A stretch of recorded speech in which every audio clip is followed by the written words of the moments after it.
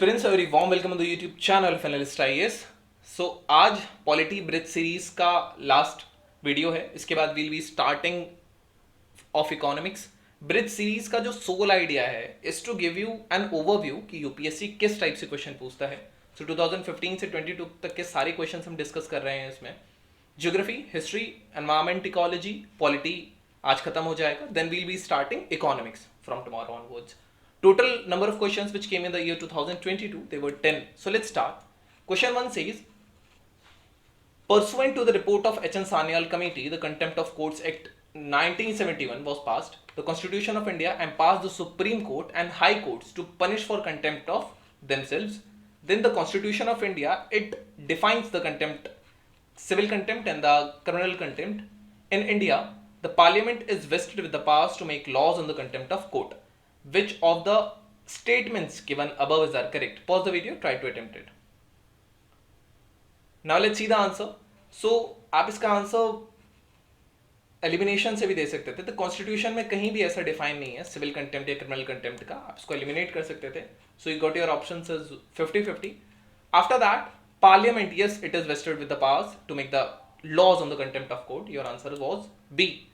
इसका एक्सप्लेनेशन अगर हम देखें, so contempt of court is an act of disrespect और डिसओबीडियंस टुवर्ड्स अ जज और अ कोर्ट ऑफिसर्स और interference with its orderly process. The contempt of courts of 1971 it categorizes contempt of court as civil contempt and criminal contempt. In civil contempt, it is willful disobedience of any judgment, decree, direction, order or right or other processes of a court or willful breach of an undertaking given to the court. Criminal contempt में anything that scandalizes or tends to scandalize the judiciary or lowers the court's authority. So ये criminal contempt में आता है. Statement 1 is correct. Contempt of court of 1971, it was passed on the recommendation of the H.N. Sanyal Committee.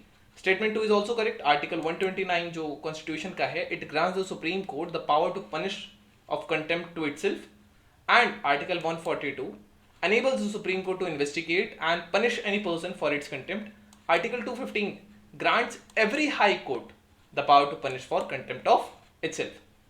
Statement 3 is incorrect. Constitution of India में कहीं भी ऐसा define नहीं है. Then statement 4 is correct. In India, it is the Parliament who has the power to legislate over the contempt of court. Question 2, with reference to the India, consider the following statements. Government law officers and legal firms are recognized as advocates, but corporate lawyers and patent attorneys are excluded from recognition as advocates. Second, the bar councils have the power to lay down the rules relating to the legal education and recognition of law colleges. Which of the statements given above is correct? Pause the video, try to attempt it. Now let's see the answer. So correct answer to this is B, which is second only. Statement first is incorrect. An advocate is a person authorized to appear in the court litigation on the behalf of a party and who possesses a law degree enrolled with the bar council in accordance to prescriptions laid by the Advocates Act of 1961. Then the government law officers, legal firms, corporate lawyers and the patent attorneys all are recognized as advocates. So statement first was incorrect. A patent attorney or the patent lawyer is also an advocate. This means that an individual who has a law degree and has enrolled with the state bar council is an advocate who can deal with patent litigation and hence is a patent attorney. Statement 2 is correct. As the bar councils, they have the power to lay down the rules relating to the legal education and recognition of law colleges. Statement 3, consider the following statements. A bill amending the constitution requires a prior recommendation of the President of India. When a constitution amendment bill is presented to the President of India, it is obligatory for the President to give his or her assent. A constitution amendment bill must be passed by both the Lok Sabha and Rajya Sabha by special majority, and there is no provision for joint sitting. Pause the video, try to answer. Now let's see the answer. So इसका आप आसानी से elimination से कर सकते थे. It does not require prior recommendation of the president. Money bill वगैरह मांगते हैं but amendment नहीं मांगता है. So by elimination of first, you got your answer as B. And if you want to read more about it, you can pause the video. You can read it from here. Statement 4. Consider the following statements. The Constitution of India, it classifies the ministers into 4 ranks. Cabinet Minister, Minister of State with independent charge, Minister of State and Deputy Minister.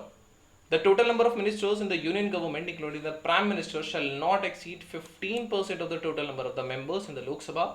Which of the statements given above is that correct? Pause the video, try to attempt it. Now let's see the answer. So the correct answer to this is B only, as Constitution of India has not defined any categorization of the ministers. First is incorrect, and second is correct, as 91st Constitutional Amendment Act, which came in the year 2004, it curbed the Prime Minister's discretion to appoint any number of ministers. This amendment added the clause 1 to Article 72, which prescribed the total number of the ministers, including the Prime Minister and the Council of Ministers. It shall not exceed 15% of the number of the members of the House of the People. So your correct answer was B. Question 5. Which of the following are exclusive powers of the Lok Sabha to ratify the declaration of the emergency, to pass a confidence motion of no confidence against the Council of Ministers, to impeach the President of India? Select the correct answer using the codes given below. Pause the video, try to answer. Now let's see the answer. So your correct answer to this is B is your correct answer. Statement first is incorrect, as under the Article 352, President is satisfied that a grave emergency exists whereby the security of India or any part of the territory thereof is threatened, whether by war or external aggression or armed rebellion or internal aggression. He may by proclamation made a declaration to the effect and respect to the whole of India or such part of the territory if he wishes to. Every proclamation issued under this article, it shall be laid before each house of the parliament. So both the houses are required in it. First is incorrect. Statement second is correct, as the Article 75 of the Constitution, it clearly says the Council of the Ministers shall be collectively responsible to the House of the People, which is the Lok Sabha. There is no mention of the Rajya Sabha. Therefore, Lok Sabha has exclusive powers to pass a motion of no confidence against the Council of Ministers, and if it happens, the government will fall. Statement third is incorrect, as Article 61 clearly says that when a president is to be impeached for violation of the Constitution, the charges shall be preferred by either house of the parliament. Hence, both the house of the parliament has a role to play. Question 6 says, with reference to the anti-defection law in India, consider the following statements. The law specifies that a nominated legislature cannot join any political party within 6 months of being appointed to the house. The law does not provide any time frame within which the presiding officer has to decide a defection case. Which of the statements given above is that correct? Pause the video, try to answer. Now let's see the answer. So correct answer to this is B is your correct answer.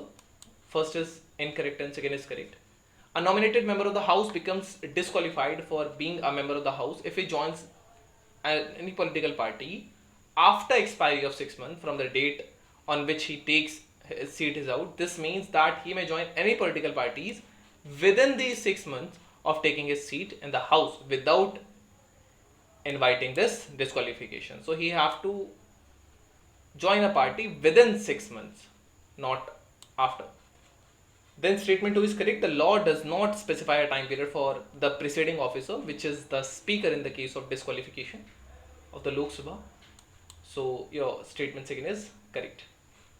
Question 7. Consider the following statements. Attorney General of India and Solicitor General of India are the only officers of the government who are allowed to participate in the meetings of the Parliament of India.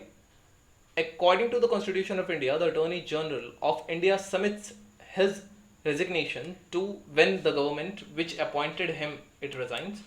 Which of the statements given above is correct? Pause the video, try to attempt it. Now let's see the answer. So your correct answer to this is D is your correct answer. Both the statements are incorrect. Statement first is incorrect. The Attorney General has the right to speak and take part in the proceedings of both the houses of the Parliament or their joint sitting and any part of the committee of the Parliament of which he may be named a member, but without a right to vote. He enjoys all the privileges and immunities that are available to the member of the Parliament. However, the Solicitor General do not participate in the meeting of the Parliament. Article 76, it deals with the Attorney General of India. As per 76 clause 4, the Attorney General shall hold office during the pleasure of the President, and it doesn't mention about the resignation of the Attorney General. So your statement is D. Both are incorrect. Question 8. With reference to the rights issued by the court in India, consider the following statements. Mandamus will not lie against a private organization unless it is entrusted with a public duty. Mandamus will not lie against a company even though it may be a government company. Third, any public-minded person can be petitioner to move the court to obtain the right of quo warranto. Which of the statements given above are correct? Pause the video, try to attempt it. Now let's see the answer. So correct answer to this is C is your correct answer, which is 1 and 3 only, because mandamus lies against a company when it is owned by the company. It literally means that we command, it is command which is issued by the court to the public office asking them to perform his official duties when he has failed or refused to perform. It can also be issued against any public body, a public corporation, an inferior court, a tribunal or the government for the same purpose. Statement second is incorrect, and by elimination you got your answer is C. With reference to the Deputy Speaker of the Lok Sabha, consider the following statements. As per the rules of the procedure and conduct of business in the Lok Sabha, the election of Deputy Speaker shall be held on such a date as the Speaker may fix.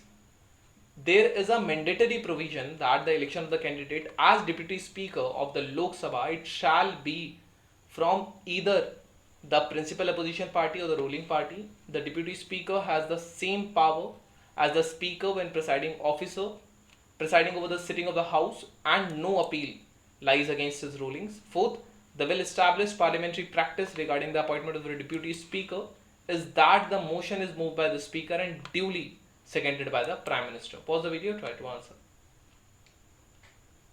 Now, let's see the answer. So, a correct answer to this is A is your correct answer. First is correct. As per the rules, the election of Deputy Speaker, it shall be fixed by the Speaker. So, you got your answer as 1 and this. You got your 2 options, but it is not mandatory. It is incorrect. Since the 11th Lok Sabha, there has been a consensus, not mandatory provision that the Speaker comes from the ruling party or the post of the Deputy comes from the opposition party. So you can eliminate the second one, you got your answer as A. If you want to read more about it, so you can pause the video, read it from here. Last question which came was, if a particular area is brought under the 5th schedule of the Constitution of India, which one of the following statements best reflects the consequence of it? This would prevent the transfer of the land of tribal people to non-tribal people. This would create a local self-governing body in the area. This would convert that area into a union territory. The state having such areas would be declared a special category state. Pause the video, try to answer. Now let's see the answer. So correct answer to this is A is your correct answer. It will prevent the transfer of the land of the tribal to the non-tribal. So 5th schedule, it deals with the administration of the scheduled areas, and the 6th schedule deals with the administration of the northeast states. So this was all about today's video and session. Hope you understood it. Thank you. Have a nice day and stay tuned with ANALYST IAS for your better preparation.